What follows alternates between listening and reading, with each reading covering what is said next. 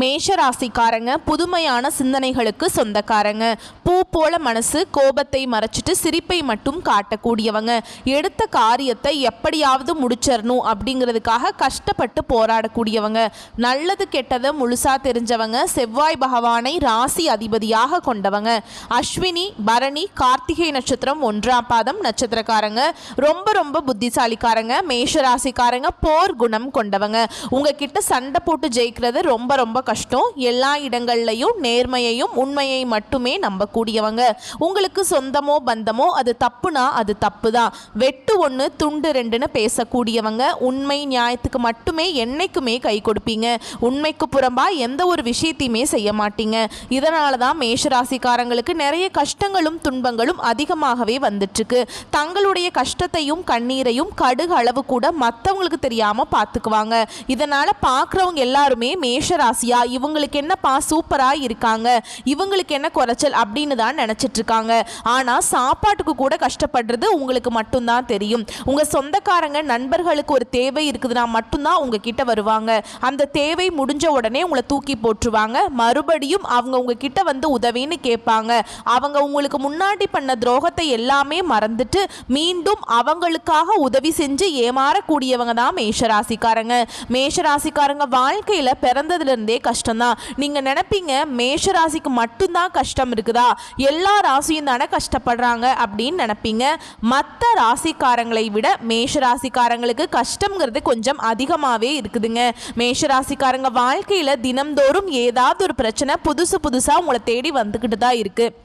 நீங்கள் இரவு நேரத்தில் நிம்மதியாக தூங்குவீங்க. காலையில் எந்திரிச்சு பார்த்தா புதுசாக ஒரு பிரச்சனையும் கஷ்டமும் தானாகவே உங்களை தேடி வந்திருக்கும். ஏன் எனக்கு மட்டும் இவ்வளவு கஷ்டம் வருது, என்னோட வாழ்க்கையில் நான் யாருக்குமே கெடுதலையோ கஷ்டத்தையோ துன்பத்தையோ கொடுத்ததில்லை, எனக்கு மட்டும் ஏன் இந்த மாதிரி நடக்குது அப்படின்னு தான் நிறைய மேஷராசிக்காரங்க சொல்லிட்டு இருக்கீங்க. மேஷராசிக்காரங்களுக்கு பிரச்சனைங்கிறது வரும், அது கொஞ்ச நாள் இருக்கும், அதுக்கப்புறம் அந்த பிரச்சனை போயிடும். இந்த மாதிரி பிரச்சனை வரும் போகும் அப்படிங்கிற நிலைமையில தான் நிறைய ராசிக்காரங்க இருக்கீங்க. நீங்க என்னதான் பிரச்சனையை தவிர்த்தாலும் ஏதாவது ஒரு சூழல் உங்க வாழ்க்கையில புதுசு புதுசா பிரச்சனை வந்துகிட்டு தான் இருக்கு. மேஷராசிக்காரங்க கடந்த காலகட்டங்களில் தங்களுடைய வாழ்க்கையில நீங்க நல்லது நடக்க போகுதுன்னு நினைச்சிட்டு இருந்திருப்பீங்க. ஆனா உங்களுக்கு அந்த டைம்ல ஒரு மிகப்பெரிய ஏமாற்றம் தான். புதுசா ஒரு கஷ்டமும் பிரச்சனையும் தானாகவே உங்களை தேடி வந்திருக்கும். மேஷராசிக்காரங்க சொந்த பந்தத்தை இழந்தாங்க, சொத்துக்களை இழந்தாங்க, தனக்கு நெருக்கமா இருக்கக்கூடிய உறவுகளையுமே இழந்தாங்க. கடைசியா நான் மட்டும்தான் எல்லாத்தையும் இழந்துட்டு நிக்கிறதா இருக்குது, எனக்கு உயிர் வாழவே பிடிக்கலன்னு சொல்லிட்டு இருக்காங்க. இதுக்கு மேல என்னால வாழவே முடியல சாமி, தயவு செஞ்சு என்னை வந்து உன் கூடயே கூட்டிட்டு போயிரு. நான் இவ்வளவு கஷ்டப்பட்டதுக்கு அப்புறம் எனக்கு வாழ்க்கையில வாழணுங்கிற எண்ணம் சுத்தமாவே போயிருச்சு. உங்க மனசுல கவலையும் துன்பமும் தான் அதிகமாகவே இருக்குதுங்க.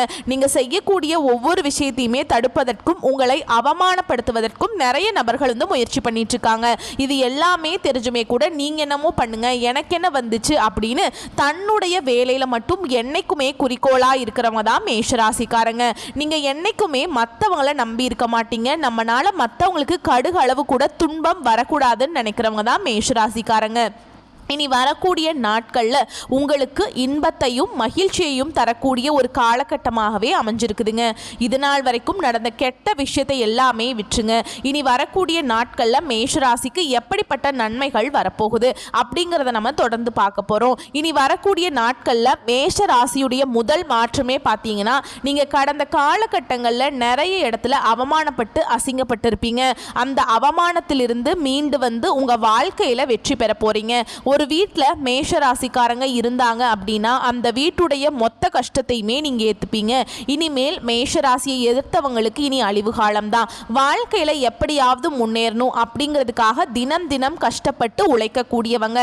நீங்கள் வரக்கூடிய நாட்களில் இருந்து உங்களுடைய தலை விதி அப்படிங்கிறது முழுவதுமாகவே மாறப்போகுது.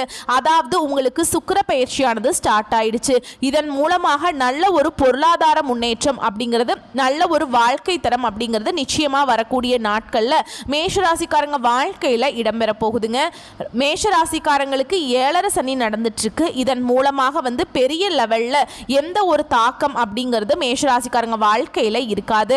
நிறைய நபர்கள் பார்த்தீங்கன்னா வந்து ஐயோ 7.5 சனி ஆரம்பிச்சிருச்சு, மேஷராசிக்காரங்களே முடிஞ்சிட்டாங்க, அவ்வளவுதான், ஆஹா ஓஹோ அப்படின்லாம் சொல்லுவாங்க. அதெல்லாம் நீங்க எதையுமே நம்ப வேண்டாம். அதாவது 1 கோடி மேஷராசிக்காரங்க இருக்காங்க அப்படின்னா அதுல எல்லாருக்குமே 7.5 சனியோட தாக்கம் அப்படிங்கிறது இருக்காதுங்க. இதுல குறிப்பிட்ட ஒரு சில ஜாதகக்காரர்களுக்கும் ஒரு சில நட்சத்திரக்காரர்களுக்கு மட்டும்தான் இதனுடைய தாக்கம் அப்படிங்கிறது இருக்குமே தவிர எல்லாருமே அந்த 7.5 சனியை நினைச்சு பயப்பட தேவை கிடையாது. அப்படி 7.5 சனி இருந்தாலும் கூட உங்களுக்கு கிரக மாற்றங்கள் மூலமாக உங்களுக்கு ஏதாவது ஒரு வகையில் உங்க வாழ்க்கைக்கு ஏற்ற மாதிரி முன்னேற்றங்கள் அப்படிங்கிறது வரக்கூடிய நாட்கள்ல இருந்து உங்களுக்கு அப்படியே கிடைக்க போகுதுங்க. அதாவது பார்த்தீங்கன்னா உங்களுக்கு இந்த ஜூலை மாதத்தில் உங்களுக்கு 5 கிரகங்களுடைய சேர்க்கை ஒன்றாக இருக்குது. அதாவது பார்த்தீங்கன்னா இது நம்ம சதுர் கிரக யோகம்னு சொல்லுவோம். இது வந்து மீன ராசியில சூரிய பகவான், புதன் பகவான், ராகு பகவான், சுக்கிர பகவான், சனி பகவான் இவங்க 5 பேரும் வந்து ஒன்னாக சஞ்சாரம் பண்றாங்க. இது வந்து ஜோதிடத்துல ஒரு மிகப்பெரிய ஒரு அரிய நிகழ்வா பார்க்கப்படுது. கண்டிப்பா வரக்கூடிய ஒரு 6-7 மாதங்கள் அப்படிங்கிறது மேஷ ராசிக்கு நல்ல ஒரு ராஜயோகத்தை தரக்கூடிய ஒரு காலகட்டமாகவே பார்க்கப்படுதுங்க. அது மட்டும் இல்லாமல் உங்களுக்கு குரு பெயர்ச்சியோட முழு பலன்களே உங்களுக்கு ஜூலை மாதத்தில் இருந்து தான் வந்து ஸ்டார்ட் ஆகுது. இதன் காரணமாக நல்ல ஒரு பொருளாதார முன்னேற்றம் அப்படிங்கிறது நிச்சயமாக வந்து மேஷராசிக்காரங்க வாழ்க்கையில் இடம்பெற போகுது. கடந்த காலகட்டங்களில் பார்த்தீங்கன்னா நல்ல ஒரு வேலைங்கிறது மேஷராசிக்காரங்களுக்கு கிடைச்சிருக்காது. ஏதோ ஒரு கிடைக்கிற வேலைக்கு போயிட்டு இருந்திருப்பீங்க, ஒரு 10,000 சம்பளத்துக்கோ 15,000 சம்பளத்துக்கோ போயிட்டு இருந்திருப்பீங்க.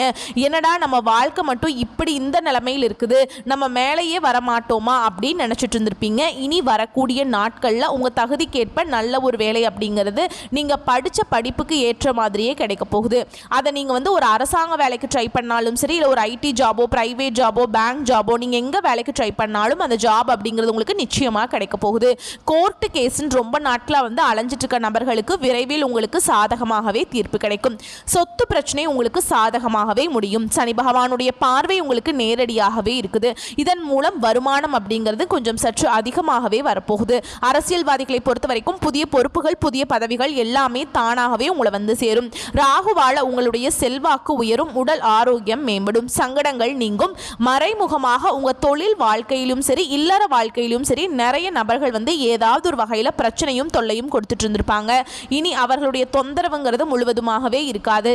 கடந்த காலகட்டங்களில் நீங்க ஒரு கம்பெனியில இரவு பகல் பார்க்காம உழைச்சிட்டு இருந்திருப்பீங்க. உங்களுடைய சொந்த கம்பெனியா நினைச்சு வேலை செஞ்சிருப்பீங்க. ஆனா உங்களுக்கு நீங்க வேலை செய்யக்கூடிய இடங்கள்ல சரியான ஒரு அங்கீகாரம் அப்படிங்கிறது இன்னைக்கு வரைக்குமே கிடைச்சிருக்காது. இனி வரக்கூடிய நாட்கள்ல உங்களுக்கு சம்பள உயர்வு, பதவி உயர்வு, உங்களுக்கு மேல் இருக்கக்கூடிய அதிகாரிகளுடைய ஆதரவு முதற்கொண்டு உங்களுக்கு விரைவில் கிடைக்க போகுது. இனி நினைச்சது எல்லாமே நடக்கும். தொழில் வியாபாரம் தடைகள் அனைத்தும் விலகும். லாபம் சற்று அதிகமாகவே கிடைக்கும். முன்னேற்றம் உண்டாகுங்க. வரவேண்டிய பணம் விரைவில் கைக்கு வந்து சேரும். குடும்பத்தில் நெருக்கடிகள் விலகும். செல்வாக்கு அந்தஸ்து உயரும். வெளிநாட்டு முயற்சிகள் வெற்றியை தரும். தெய்வ சிந்தனை அதிகமாகும். பெரியோர்களுடைய உதவிகள் கிடைக்கும். உறவுகளில் இருந்த சண்டை சச்சரவு முழுவதுமாகவே விலகும். புதிய நண்பர்கள் உங்களுக்கு உதவி செய்வாங்க. தொழிலில் ஏற்பட்ட நெருக்கடிகள் நீங்கும். முடங்கி கிடந்த நிறுவனங்கள் மீண்டும் இயங்கும். வியாபாரத்தில் எதிர்பார்த்த லாபம் கிடைக்கும். புதிய தொழில் தொடங்கக்கூடிய முயற்சிகள் கண்டிப்பாக உங்களுக்கு வெற்றியை தரும். தொழிலில் இருந்த தடைகள் விலகுவது மட்டும் இல்லாமல் சிலர் வந்து புதிதாக தொழில் தொடங்குவீங்க. உற்பத்தியில் இருந்த தடைகள் நீங்கி தொழிலை விரிவு செய்வீங்க. வரக்கூடிய நாட்களில் விற்பனை அதிகமாகும். ஏற்றுமதி இறக்குமதி தொழிலில் நல்ல லாபம் கிடைக்கும். நீங்க செய்யக்கூடியது சின்ன தொழிலோ பெரிய தொழிலோ நல்ல ஒரு வளர்ச்சி அப்படிங்கிறது நிச்சயமா உங்களுக்கு ஏற்படும். கடந்த காலகட்டங்களில் திருமண வாழ்க்கையில் மேஷராசிக்காரங்க நிறைய சிக்கலையும் பிரச்சனையுமே அதிகமாக சந்திச்சிருப்பீங்க. இதில் குறிப்பாக பார்த்தீங்கன்னா வந்து ஆண்களுக்கு திருமணம் ஆகாமல் நிறைய கஷ்டப்பட்டிருப்பீங்க. ஏன்னா பெண்களுக்கு ஏதாவது ஒரு வகையில் திருமணம் அப்படிங்கிறது அடைஞ்சிருதுங்க. ஆனால் ஆண்கள் தான் ரொம்ப ரொம்ப பாவம். வயது பார்த்தீங்கன்னா 30, 33, 35, 37 வயது வரைக்குமே மேஷராசியில் இருக்கக்கூடிய ஆண்கள் வந்து திருமண நிலையை அடையாமல் இன்னைக்கு வரைக்குமே கஷ்டப்பட்டுட்டு இருக்கீங்க. கண்டிப்பாக வரக்கூடிய நாட்களை நீங்கள் எதிர்பார்த்த மாதிரியே நல்ல ஒரு வரன் அப்படிங்கிறது நிச்சயமாக உங்களுக்கு அமையும். வாழ்க்கை துணையை இழந்த மேஷராசி ஆண்களோ பெண்களோ அடுத்து வந்து 2வது திருமணம், அதாவது மறுமணம் பண்ணலாமா வேண்டாமா அப்படிங்கிற ஒரு மிகப்பெரிய குழப்பத்தில் இருப்பீங்க. அப்படி 2வது திருமணம் பண்ணும்போது சொந்தக்காரன் தப்பாக பேசிடுவாங்களோ, இல்லை ஊர்க்காரங்க தப்பாக நினச்சிருவாங்களோ, நம்ம கேரக்டர் தப்பாக சொல்லிடுவாங்களா அப்படின்னு நிறைய நபர்கள் வந்து பார்த்தீங்கன்னா இரண்டாவது திருமணத்தை பற்றி யோசிக்காமல் இருக்கீங்க. ஏன்னா இப்போ இருக்கக்கூடிய பொருளாதார சூழலும் இப்போ இருக்கக்கூடிய காலகட்டத்தையும் வச்சு பார்க்கும்போது ஒரு சிங்கிள் பேரண்டால் இந்த சொசைட்டியில் சர்வே பண்ணுறது ரொம்ப ரொம்ப கஷ்டங்க.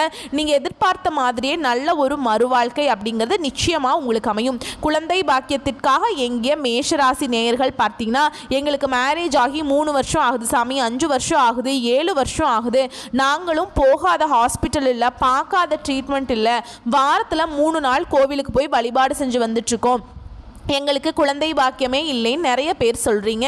இந்த 2025 முடியறதுக்குள்ள உங்களுக்கு விரைவில் குழந்தை பாக்கியம் அப்படிங்கிறது நிச்சயமாக உண்டாகும். பிரிந்திருக்கக்கூடிய கணவன் மனைவி எல்லாமே மீண்டும் ஒரு முறை ஒன்றாக சேர்ந்து பேசக்கூடிய வாய்ப்பு கிடைக்கும் பட்சத்தில் கண்டிப்பாக இருவரும் ஒன்றாக இணைந்து வாழ்வீங்க. வரக்கூடிய நாட்களில் கடினமான காரியத்தையும் சுலபமாக செஞ்சு முடிச்சிருவீங்க. உங்கள் எளிமையான பேச்சு திறமையால் நீங்கள் அனைவரையுமே கவர்ந்தெழுப்பீங்க. மேஷராசியை பொறுத்த வரைக்கும் நீங்கள் ஆண்களோ பெண்களோ அரசு வேலையோ தனியார் வேலையோ கூலி வேலையோ நீங்கள் எதிர்பாராத வருமானம் அப்படிங்கிறது உங்களுக்கு இரட்டிப்பு மடங்காக கிடைக்க போகுது. இனி வரக்கூடிய நாட்களில் உங்களுடைய வளர்ச்சி அப்படிங்கிறது யாருமே எதிர்பார்க்காத அளவுக்கு ஒரு மிகப்பெரிய ஒரு அசுர வளர்ச்சியாக இருக்க போகுது. உங்களுடைய சொந்தக்காரர்கள் நண்பர்களுமே பார்த்தீங்கன்னா உங்கள் மீது வந்து பொறாமை கொள்ள போகிறாங்க. என்னடா நம்ம கூடயே இருந்தவர் திடீர்னு கார் வாங்கிட்டான், பைக் வாங்கிட்டான், சொத்து பத்து வாங்கி போட்டுட்டான் அப்படின்னு உங்கள் மீது அதிகமாக வந்து வன்மத்தை செலுத்த போகிறாங்க. உங்கள் கூட இருந்தே பார்த்தீங்கன்னா வந்து உங்களுக்கு நண்பர்கள் வந்து எதிரியாகவும் துரோகியாகவும் மாறக்கூடிய வாய்ப்புகள் அதிகமாக இருக்குதுங்க. அது மட்டும் இல்லாம உங்க குடும்ப உறுப்பினர்கள் மூலமாகவே பார்த்தீங்கன்னா மேஷராசிக்காரங்க மிகப்பெரிய ஆபத்தை சந்திக்கக்கூடிய வாய்ப்பும் அதிகமாகவே இருக்கு. உங்க கூட இருக்கிற நபர்களிடம் வந்து கொஞ்சம் ஜாக்கிரதையா இருந்துக்கோங்க. உங்களை குளிப்பறிக்க நிறைய நபர்கள் வந்து திட்டம் போட்டுட்டு இருக்காங்க. என்னடா இவன் நல்லா இருக்கான், நிறைய சொத்து பத்தோட நல்லா இருக்கான் அப்படின்னு உங்கள் மீது நிறைய நபர்கள் வந்து வன்மத்தோட நிறைய நபர்கள் இருக்காங்க. முடிஞ்ச அளவுக்கு வந்து இவர்களிடமிருந்து தவிர்த்திருப்பது ரொம்ப ரொம்ப நல்லது. முடிஞ்ச அளவுக்கு வந்து எல்லா விஷயத்தையுமே யார்கிட்டையுமே ஷேர் பண்ணிக்காதீங்க. அதுதான் உங்களுக்கு இனி வரக்கூடிய காலங்களில் நல்லது. வாழ்த்துக்கள். நன்றி, வணக்கம்.